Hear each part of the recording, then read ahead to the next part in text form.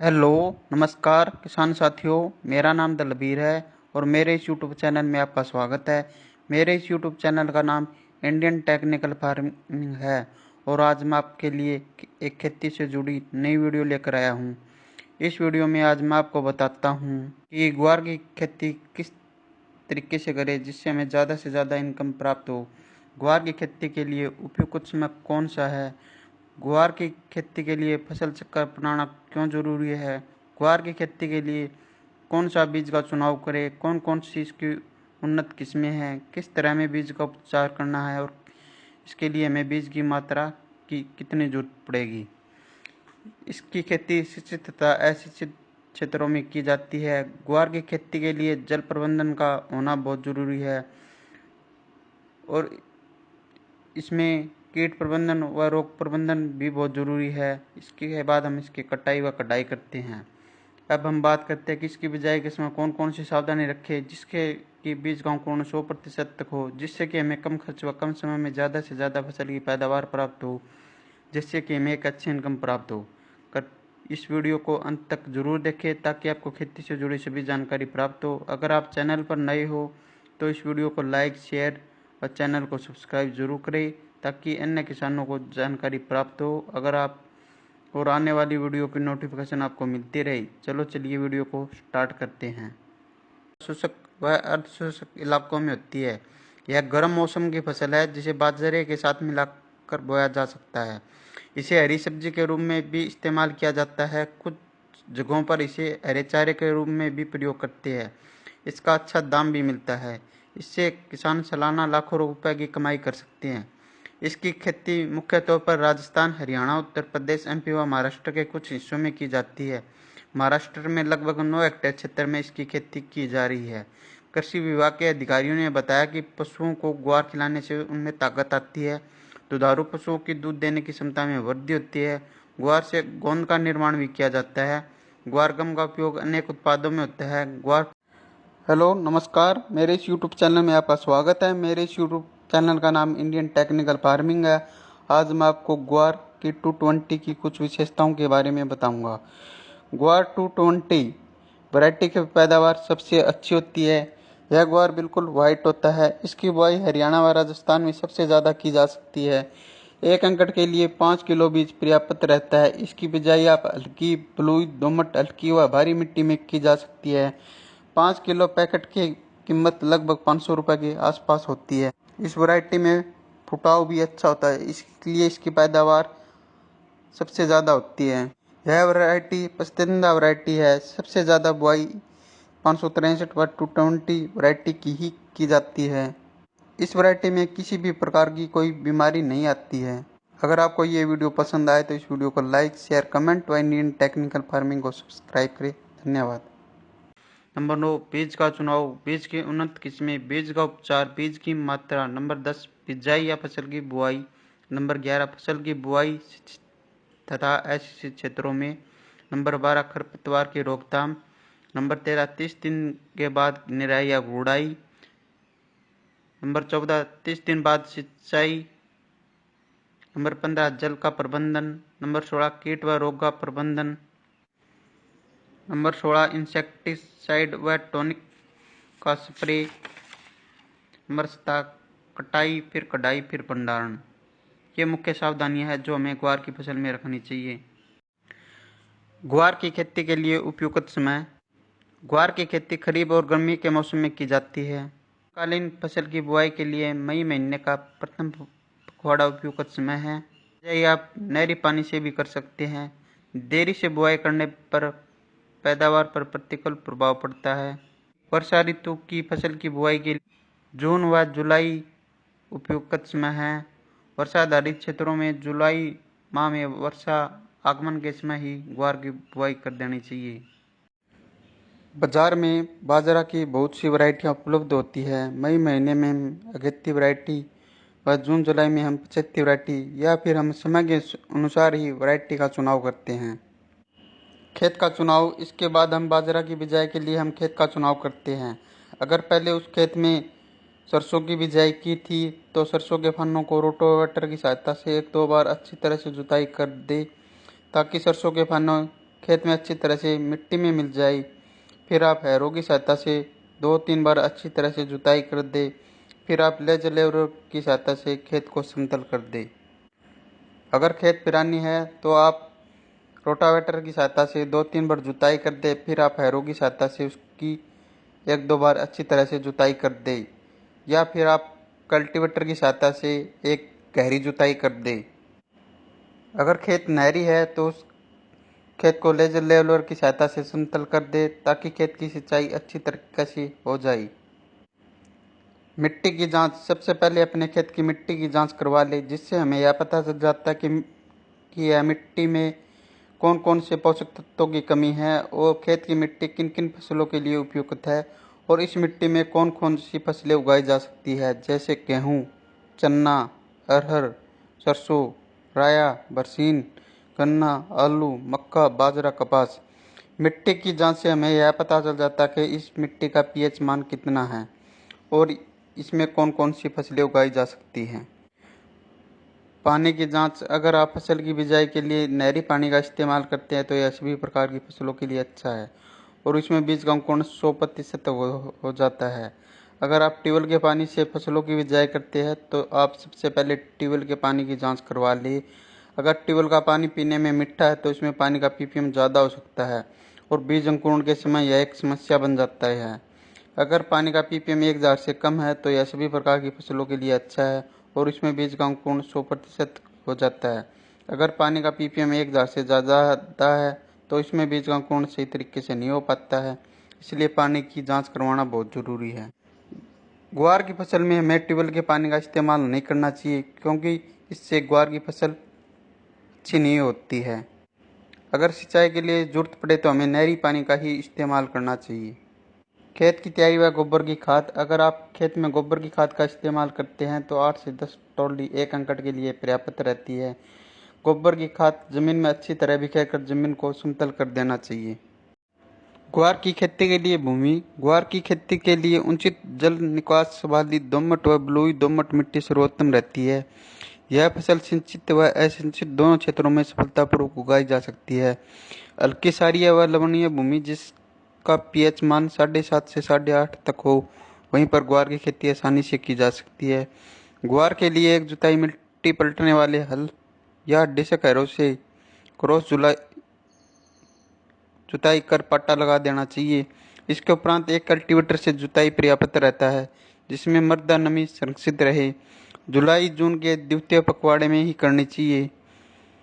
इस प्रकार तैयार खेत में खरपतवार कम पनपते हैं। ग्वार फसल के लिए जलवायु, ग्वार एक सूखा सहन करने वाली व गर्म जलवायु की फसल है। यह उन क्षेत्रों में आसानी से उगाया जा सकती है जहाँ पर औसत वार्षिक वर्षा 30 से 40 सेंटीमीटर तक होती हो। बीजों के अंकुरण व जड़ों के विकास के लिए 25 से 300 सेंटीमीटर के नीचे तापमान उपयुक्त होता है। ग्वार एक प्रकाश संवेदनशील फसल है, अतः इस फसल में फूल व फलियों का निर्माण केवल खरीफ के मौसम में ही होता है। अत्यधिक बारिश, बरसात व ठंड को यह सहन नहीं कर पाती है। जिन क्षेत्रों में अत्यधिक गर्मी पड़ती है परंतु सिंचाई की सुविधा उपलब्ध है, वहाँ पर ग्वार की खेती से भरपूर पैदावार ली जा सकती है। शुष्क और अशुष्क दोनों दशाओं में इसकी खेती आसानी से की जा सकती है। ग्वार एक उष्ण कटिबंधीय फसल है जो 18 से 30 डिग्री सेल्सियस के औसत तापमान पर पकती है। खरीफ की गर्म और आर्द्र जलवायु के कारण पेड़ों की वृद्धि बहुत अच्छी होती है। सर्दी के मौसम में इन फसलों की खेती लाभदायक नहीं होती है। यह फसल सभी प्रकार की मिट्टी में उगाई जा सकती है। अच्छे जल निकास वाली मध्यम से भारी मिट्टी में फसल अच्छी तरह से बढ़ती है। यदि मिट्टी की सतह, फसल पद्धति या फसल चक्र को क्रॉप रोटेशन के नाम से भी जाना जाता है। किसी निश्चित भूमि में निश्चित समय वाली फसलों को लगातार अदल बदल कर बोना ही फसल चक्र कहलाता है। फसल चक्र का मुख्य उद्देश्य है किसी भी तरह के पौधे के लिए भूमि में मौजूद पोषक तत्वों के सदुपयोग से भूमि की भौतिक और जैविक स्थिति में संतुलन बनाए रखना होता है। लगातार फसल चक्र अपनाने से किसान भाई को फसल में आने वाली कई तरह की परेशानियों से छुटकारा मिलता है। फसल चक्र का इस्तेमाल कर किसान भाई अपनी भूमि से लगातार अच्छी फसल ले सकते हैं और इसके अपनाने से खेत की उर्वरकता भी बनी रहती है। जबकि एक ही फसल को लगातार उगाने से किसान भाइयों को फसल की कम उपज मिलती है और एक ही फसल को खेत में लगातार लगाने से मिट्टी में बीज जनित और मृदा जनित रोग भी बढ़ जाते हैं, जिसके कारण भूमि में विषैले गुण आ जाते हैं। भूमि के अंदर विषैले गुण उत्पन्न हो जाने पर भूमि में पाई जाने वाली छोटे उपयोगी मित्र कीट नष्ट हो जाते हैं और भूमि धीरे धीरे बंजर रूप धारण करने लगती है। फसल चक्र के फायदे। फसल चक्र के अपनाने से भूमि की उर्वरक शक्ति बनी रहती है। फसल चक्र के अपनाने से भूमि में अम्लीय और क्षारीय गुण, पोषक तत्व और जैविक पदार्थों की मात्रा संतुलित रहती है।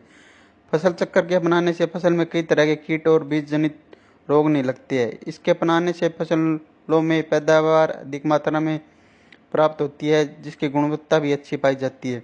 भूमि में फसल चक्र अपनाने से रासायनिक उर्वरक कम मात्रा में इस्तेमाल किए जाते हैं, जिससे मिट्टी दूषित होने से बचती है। फसल चक्र अपनाने से फसलों में रोग भी काफ़ी कम ही देखने को मिलते हैं, जिसकी वजह से किसान भाइयों द्वारा रासायनिक दवाओं पर किया जाने वाला खर्च भी कम हो जाता है। फसल चक्र के दौरान फली वाली फसलों के बोने पर खेत में नाइट्रोजन की पूर्ति बनी रहती है। फसल चक्र अपनाने से खेत में खरपतवार में कमी देखने को मिलती है, क्योंकि फसल चक्र के दौरान अधिक गुड़ाई वाले फसलों को बोने पर खेत में खरपतवार नष्ट हो जाते हैं। अधिक पोषण तत्व ग्रहण करने वाली फसलों की खेती के बाद खेत को एक बार खाली छोड़ देना चाहिए। किसी भी विशेष रोग के लगने पर उस फसल को लगातार खेत में नहीं उगाना चाहिए। जिन फसलों की जड़ें अधिक गहराई में जाती है उन फसलों के बाद जिन फसलों की जड़ें कम गहराई में जाती है उन्हें उगाना चाहिए। अनाज फसलों को उगाने के बाद 2 से 3 साल में एक बार दलहनी फसल को जरूर उगाना चाहिए। अधिक गुड़ाई वाली फसलों के बाद कम गुड़ाई की जरूरत वाली फसलों को उगाना चाहिए। अधिक सिंचाई वाली धान जैसी फसलों के बाद कम सिंचाई वाली जरूरत की फसलों को उगाना चाहिए। अधिक उर्वरक लेने वाली फसलों के बाद जिन फसलों की उर्वरक की काफ़ी कम आवश्यकता होती है उन्हें उगाना चाहिए। इस प्रकार हमें फसल चक्र अपनाना चाहिए। बीज का चुनाव। हमें एक ऐसी वैरायटी का चुनाव करना होता है जो वैरायटी अच्छा उत्पादन देती हो, जिसका उत्पादन ज़्यादा से ज़्यादा होता हो और जिसकी मार्केट में बहुत ज़्यादा मांग हो और उसका भाव भी अच्छा हो, क्योंकि एक बढ़िया क्वालिटी का बीज ही हमें एक अच्छा उत्पादन और मुनाफा दे सकता है। बीज की उन्नत किस्में। ग्वार की उन्नत किस्में। बाजार में ग्वार की कई उन्नत किस्में देखने को मिल जाती है, जिन्हें चारे, दाने और हरी फलियों के आधार पर 3 भागों में बांटा गया है। उन्नत किस्में इस प्रकार है। दानों के लिए उन्नत किस्में अज्जी 365, अज्जी 563, 220। हरी फलियों हेतु उन्नत किस्में IC 1318, M83, पूसा मौसमी। हरे चारे के लिए उन्नत किस्में ये मुख्यतः हरे चारे के लिए उपयोग की जाती है। बुंदेल ग्वार 3, ग्वार क्रांति, बुंदेल ग्वार 2, गोरा 80, बुंदेल ग्वार 1। अगर आप पैदावार के लिए उपयोग करते हो तो दाने वाली उन्नत किस्मों का ही चुनाव करना चाहिए। अगर आप हरे चारे के लिए उपयोग करते हो तो हरे चारे वाली उन्नत किस्मों का उपयोग। ग्वार के बीजों की मात्रा व बीज उपचार। यदि आप ग्वार की फसल दानों और हरी फलियों के लिए करना चाहते हैं तो 1 एकड़ के लिए दाने की फसल के लिए 5 से 6 किलो बीज पर्याप्त रहता है और हरी खाद फसल में 15 से 16 किलो प्रति एकड़ बीज की जरूरत होती है। इसके अलावा आप हरे चारे के लिए फसल का उपयोग करना चाहते हैं तो 16 से 17 किलो बीज प्रति एकड़ की जरूरत होती है। इन बीजों को खेत में लगाने से पहले उन्हें कैप्टन या बायोस्टिन की उचित मात्रा में उपचारित कर लिए, ताकि बीजों को आरंभ में फफूंद या फंगस जैसे रोग न लगे। पौधे में जड़ों के अधिक मात्रा में गांठ पैदा करने के लिए जीवाणु रोधक राइजोबियम उर्वरक से उपचारित कर लेना चाहिए। 1 हेक्टेयर के खेत में 200 ग्राम की मात्रा वाली 2 पैकेट जीवाणु रोधक की जरूरत होती है। सबसे पहले हम FIR यानी सबसे पहले हम फंगिसाइड से बीज को उपचारित करते हैं, फिर इंसेक्टिसाइड से बीज को उपचारित करते हैं, फिर राइजोबियम कल्चर से हम उपचारित करते हैं। फंगिसाइड को उपचार करने का मुख्य उद्देश्य फंगस की बीमारियों की रोकथाम के लिए किया जाता है और इंसेक्टिसाइड दवाओं से उपचारित करने का मुख्य उद्देश्य दीमक। ग्वार फसल में खाद एवं उर्वरक। ग्वार दलहनी फसल होने के कारण नाइट्रोजन की कुछ आपूर्ति वातावरण की नाइट्रोजन को जड़ों में उपस्थित गांठ द्वारा एकत्रित की ली जाती है, लेकिन फसल की प्रारंभिक अवस्था में पोषक तत्वों की पूर्ति के लिए 20 किलो नाइट्रोजन व 40 किलो फास्फोरस प्रति हेक्टेयर पर्याप्त रहता है। संपूर्ण नाइट्रोजन व फास्फोरस की मात्रा बुआई के समय खेत में डाल देनी चाहिए। इसके अतिरिक्त ग्वार की बिजाई को बुआई से पहले राइजोबियम कल्चर की 600 ग्राम मात्रा को 1 लीटर पानी व 250 ग्राम गुड़ के घोल में 15 किलोग्राम बीज को उपचारित कर छाया में सुखाकर बोना लाभदायक रहता है। खेत की तैयारी के समय 5 टन गोबर या कंपोस्ट खाद या 2-3 वर्ष में एक बार अवश्य प्रयोग से पहले मिट्टी की जांच करवा लेनी चाहिए। ग्वार की बुआई की विधि। अधिक पैदावार के लिए ग्वार की बुआई हमेशा पंक्तियों में करें। बुआई हल्के कुंडों में अथवा सीड ड्रिल की सहायता से करें। कूड़ों में पौधों की जड़ों के पास वर्षा जल से भी अधिक संग्रहित होता है, जिससे पैदावार अधिक मिलती है और फसल की देखभाल करने में भी आसानी रहती है। ग्वार की बुआई पंक्ति से पंक्ति की दूरी 45 से 50 सेंटीमीटर तथा पौधे से पौधे की दूरी 10 से 15 सेंटीमीटर करनी चाहिए। गहराई 4 से 5 सेंटीमीटर पर करनी चाहिए। बुआई के समय भूमि में पर्याप्त मात्रा में नमी होनी चाहिए, जिससे बीज का जमाव शीघ्र व पर्याप्त मात्रा में हो सके। अगर आपने नहरी क्षेत्र में बिजाई की है तो आप इसकी मेड बना दें। फिर आप इसमें खरपतवार नियंत्रण के लिए पेंडामेलिथियान 30% EC का 500 मिलीमीटर को 250 लीटर पानी में मिलाकर इसका छिड़काव कर दे, जिससे कि खेत में खरपतवार नहीं उगे। खरपतवार नियंत्रण। ग्वार की फसलों को खरपतवारों से पूर्णतः मुक्त रखना चाहिए। सामान्यतः फसल बुआई के 15 से 20 दिन बाद कई तरह के खरपतवार निकल जाते हैं, जिसमें जंगली जूट, जंगली चरी व दूब घास प्रमुख है। ग्वार की फसल में समय समय पर निराई गुड़ाई करके खरपतवारों को निकालता रहना चाहिए। इससे पौधे की जड़ों का विकास भी अच्छा होता है और जड़ों में वायु संचार भी बढ़ता है। दाने वाली फसल में बैसालीन 1 किलो प्रति हेक्टेयर की दर से खेत में बुआई से पूर्व मृदा की ऊपरी 8 से 10 सेंटीमीटर सतह पर छिड़काव कर खरपतवारों पर नियंत्रण पाया जा सकता है। खरपतवारों के नियंत्रण हेतु फसलों की बुआई के 2 दिन पश्चात पेंडामेलिथियान 30% EC का भी छिड़काव कर सकते हैं। बिजाई के 30 दिन बाद खेत में खरपतवार उग जाते हैं। जिस खरपतवार उगने के बाद हमें उसकी निराई या गुड़ाई हाथ से ही कर देनी चाहिए। निराई व गुड़ाई करने के बाद अगर खेत की सिंचाई करनी है तो 30 दिन बाद हम खेत की सिंचाई कर सकते हैं। जल प्रबंधन। अगर खेत में पानी का भराव ज़्यादा हो सकता है तो हमें उसका जल निकासी का प्रबंध करना चाहिए, क्योंकि ग्वार की फसलों में ज़्यादा पानी की जरूरत नहीं होती है। ग्वार की फसल में कीट व रोग प्रबंधन। दीमक। फसल के पौधों की जड़ों को खाकर ये नुकसान पहुंचाती है। बुआई से पहले अंतिम जुताई के समय खेत में क्लोरोफोस 1.5% या क्लोरीफास पाउडर 20 से 25 किलो प्रति हेक्टेयर की दर से भूमि में मिलानी चाहिए। बोने के समय बीज को क्लोरीफायरिस कीटनाशक की 2 मिलीलीटर मात्रा से प्रति किलोग्राम बीज की दर से उपचार कर बोना चाहिए। नंबर 2, कातरा। इस कीट की लट प्रारंभिक अवस्था में फसल के पौधों को खाकर नुकसान पहुंचाती है। इसके नियंत्रण के लिए खेत के आसपास सफाई रहनी चाहिए तथा खेत में प्रकोप होने पर मिथाइल पैराथियोन या क्विनोलोफास 1.5% चूर्ण की 20 से 25 किलोग्राम मात्रा प्रति हेक्टेयर की दर से बुरकनी चाहिए। मोइला। यह कीट पौधे के कोमल भागों का रस चूसकर फसलों को हानि पहुंचाते हैं। इसके नियंत्रण हेतु मोनोक्रोटोफास आधा लीटर मात्रा को 500 लीटर पानी के घोल में मिलाकर छिड़काव कर देना चाहिए। सफेद मक्खी एवं एरातिल्ला। इन कीटों के नियंत्रण के लिए ट्राइजोफोस या मेलाथियान की 1 लीटर मात्रा को पानी में घोल बनाकर प्रति हेक्टेयर की दर से छिड़काव करना चाहिए। Bacterial blight. यह ग्वार की बहुत हानिकारक बीमारी है। इस बीमारी के ऊपर गोल आकार के धब्बे बनते हैं। इस बीमारी के नियंत्रण हेतु रोगरोधी किस्मों का उगाना चाहिए। बीज को 2 ग्राम स्ट्रेप्टोसाइक्लिन से प्रति किलो बीज की दर से उपचारित कर बोना चाहिए।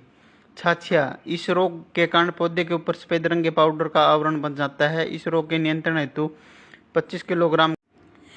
बुआई के 30 से 40 दिनों बाद खेत में फुटाव, बुढ़वार और फूलों की संख्या में जबरदस्त वृद्धि करने के लिए हमें प्लानोफिक्स व कल्टार जैसे टॉनिक का इस्तेमाल करना चाहिए। इसका उपयोग करने से फूलों की संख्या में जबरदस्त वृद्धि होती है, फलियों की संख्या ज़्यादा से ज़्यादा बनती है, फूल झड़ते नहीं है। 15 से 20 दिनों के अंतराल में हमें 2 से 3 स्प्रे करने चाहिए। चिप्पा व एरातिल्ला की रोकथाम के लिए हम मोनोक्रोटोफास या इमिडाक्लोप्रिड या टाटा का आसाटाप जैसी दवाइयों का छिड़काव करना चाहिए। अन्य कीट व रोग की रोकथाम के लिए आप अपने नज़दीकी डॉक्टर से भी संपर्क कर सकते हैं। इसके बाद जैसे ही पैदावार या फसल की कटाई शुरू हो, इसके बाद हमें इस फसल की कटाई कर लेनी चाहिए। इसके बाद हम इसकी धूप में सुखा लेना चाहिए। इसके बाद हमें इसकी कटाई कर लेनी चाहिए। कटाई करने के बाद हमें इस फसल का भंडारण कर देना चाहिए। अगर आपको ये मेरी वीडियो पसंद आए तो इस वीडियो को ज़्यादा से ज़्यादा लाइक, शेयर व इंडियन टेक्निकल फार्मिंग को सब्सक्राइब करें। धन्यवाद।